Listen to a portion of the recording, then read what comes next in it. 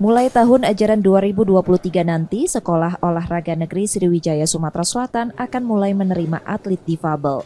SON sudah berkoordinasi dengan NPCI Sumsel dalam mematangkan rencana penerimaan siswa atlet difabel. SON Sumsel yang merupakan sekolah keberbakat olahraga menjadi SKU pertama di Indonesia yang menerima, mendidik, dan membina siswa atlet difabel. Rencananya 20 siswa difabel yang diterima SON Sumsel. Harapannya kerjasama ini akan lebih banyak atlet difabel yang sukses akademik dan berprestasi di tingkat nasional dan internasional.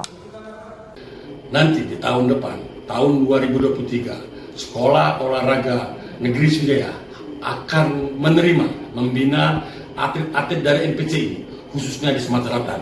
Justru itu, ini kesempatan kepada adik-adik atlet di bawah naungan NPCI Sumatera Selatan, kiranya dapat mengambil kesempatan ini.